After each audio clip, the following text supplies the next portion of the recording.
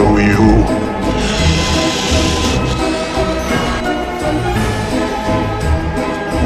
Okay. Show me.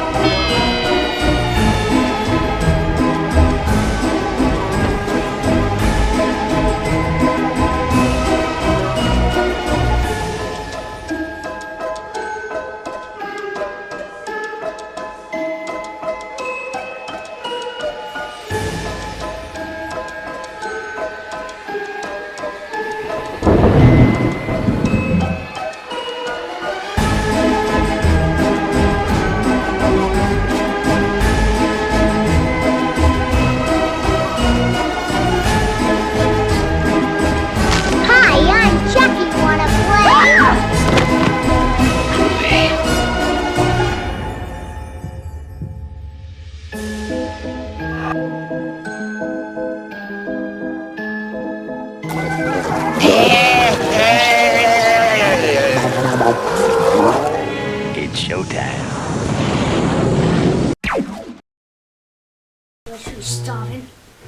All right, we are back with another D&D movie time. And today we are going to be watching The Wolfman, starring Anthony Hopkins again. This is the second movie this month he's been in. He was in Dracula. So, Cora, what do you know about werewolves? Basically creatures that look like dogs. But instead of protecting humans, they bite humans to make them their own kind. And also you kill them with a silver bullet. Yeah. I learned that and my best friend is a vampire. Because a stupid dude that is very talented to kill vampires, he gets one thing wrong. Once you lose silver bullets, you kill a wolf, not a vampire. He don't. There's some debate on that. I mean, there has been stuff that silver does affect vampires, like it affects werewolves too. So you're saying a silver bullet? Possibly.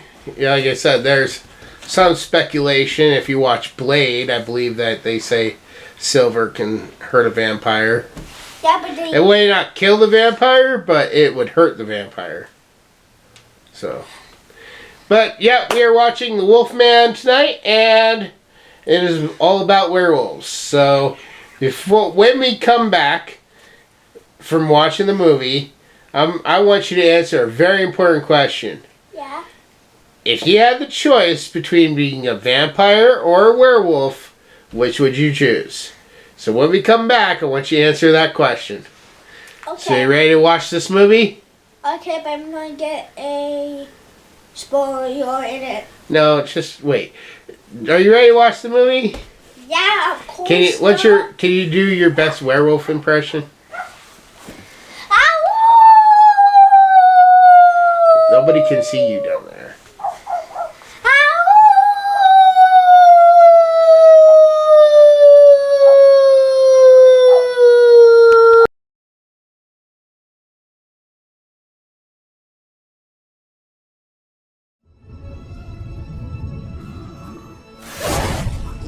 It was 25 years ago that my father found him. He was torn to pieces and half-eaten. Whatever did it was big, and buckshot couldn't kill it. After that, my father went home and cast silver bullets. Wouldn't leave the house on a full moon from then on.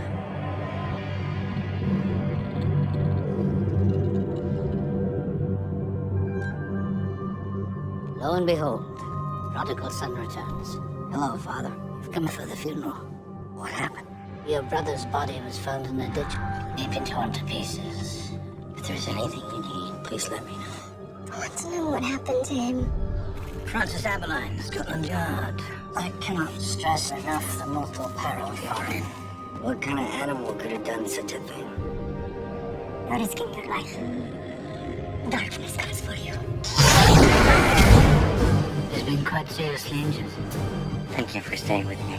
Now we know it's still out there. You were bitten by the beast. You bear his mark now. You believe in curses. You have to leave. What are you afraid of? There are those who doubt the power to change men into beasts. A beast has come among us. Terrible things, Lawrence. You've done terrible things. Be strong, son. Be strong. I am what they say I am. A monster. I will kill all of you!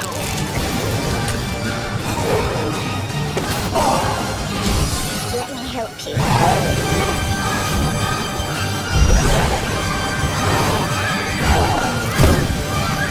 Beast will have its day.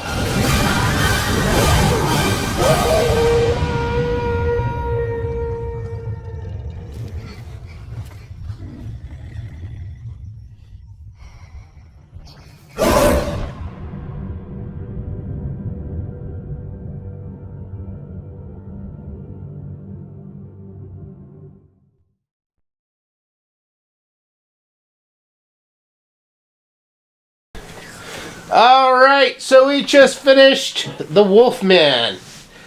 What is this movie about, Cora? It's basically about this brother, he's an actor, and his brother went missing.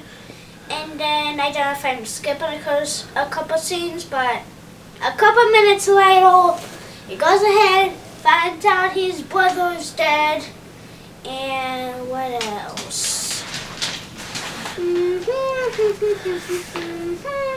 The town was attacked by a monster. He goes out to help protect and find out about this monster. And what does this monster turn out to be? A werewolf. And he gets bit by the werewolf, but he manages to survive. And what's gonna happen to him? Well, most people know what happens to people who get bitten by a werewolf. They turn into a werewolf. But for people that don't know, I already told you it. They turn into a werewolf too. Yep. And right when on the first night he turns into a werewolf, what does he find out? His dad turned him. Yep, his dad was the werewolf. Da da da! The realistic sound. So after his first transformation, he gets caught by the police and he gets taken off to a mental asylum. And nobody believes that he was telling the truth, that he's a werewolf now, right? Until after we see him being tortured by going into water at least about 3 times. Yeah. And then what do? They go ahead and lock him up in jail, put him in a room with lots of people, and this dude says, this guy's in blah, blah, blah. You guys can hear and see this dude is in blah, blah, blah, blah. I forgot what he said. He said, if this man is a werewolf, then I'll sprout wings and fly out that window. And what happens during that scene? Well, he doesn't turn to a werewolf yet. Yeah, he did. He turned right away. He turned. Not right away! He was turning the whole time. And then they all started freaking out. They believed him then, huh? Yep. And then he picked that same guy up and he threw him out the window. He got what he want. Yeah. And as step 1 of how to survive a kill, never go near a window if you have spiky fences. Because I do literally So die. then what happens after he breaks out of the asylum? Then he starts running around town, got there, finally goes under a bridge, and then sleeps there for the whole entire night. Goes ahead, finds a GF, girlfriend. And Starts making his way back home to his dad. yep, and then he basically threatens him. I don't know. Oh yeah, they go ahead and have It down. they have a fight, a werewolf fight. Okay. But the whole building was on fire. Not the whole building, but the whole room was on fire. Yeah. And then the kid won. The girlfriend and the kid, a teenager, grown up, I don't know. He's a grown up. Grown up and his girlfriend went around in the wolf, and yes, he's still a wolf. And then the girlfriend goes ahead and ends up next to a ravine as she tries to jump over. She'll most likely fail and fall to her death. And then she goes ahead, tries to convince the werewolf to not kill her, even though when the entire army guard is about to come, she kills him anyways. And there was 2 more endings that did not fit into the actual movie, but fit into a selection. And I'll let my dad explain them. Oh, we're not going to talk about alternate endings. They're not part of the story. What they So in the end, basically, she ends up killing him and setting him free so he's not tortured with this curse anymore. Well, wasn't he already being tortured? And maybe the inspector got bit. Maybe he's a werewolf now. But we never got a sequel, so I guess we don't know. So, alright.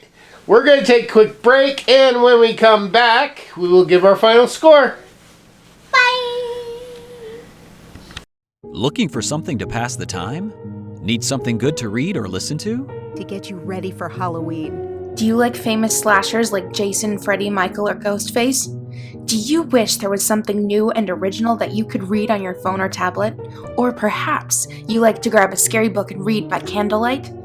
Check out these short stories, written by Sean Connaughton. When a mildly abusive man mistreats his bride-to-be on Halloween night, his neighbors decide to teach him a lesson. A lesson he won't soon forget when he finds himself in the witch's hole. And narrated by me, Tara Klein. A Seattle detective, Scott Grimes, investigates a string of odd murders. But where this case ultimately leads him, he could never have predicted when he crosses paths with the legal murderer. And narrated by me, Brad Letson.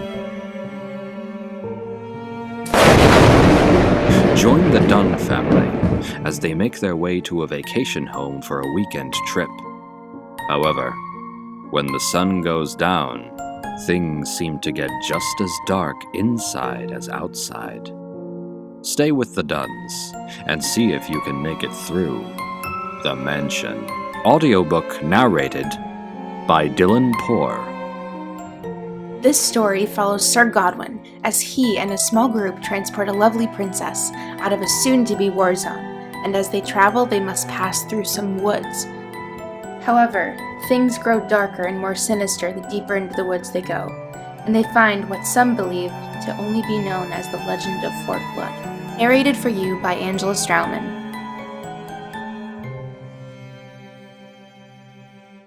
So, turn out the lights, light a candle, grab your phone or tablet, and download your ebook or audiobook now.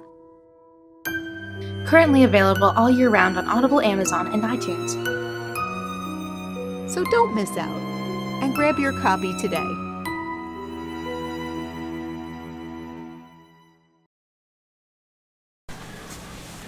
Alright, Cora, the Wolfman, on a scale of 1 to 10, what would you give this movie? 9 out of 10? 9 out of 10? I mean, it was pretty good, but the one, like, I don't know how to explain this, but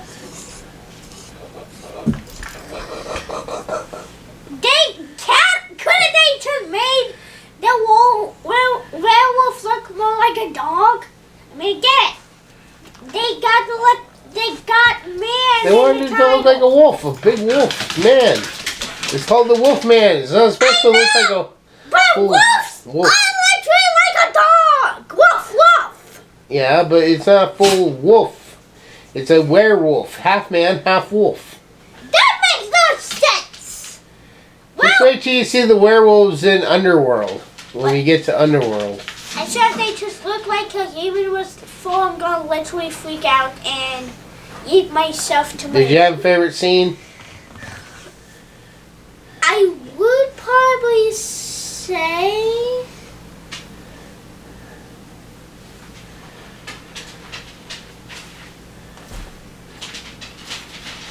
the fight, the wolf kid and the dad kid fight. Yeah. The werewolf showdown.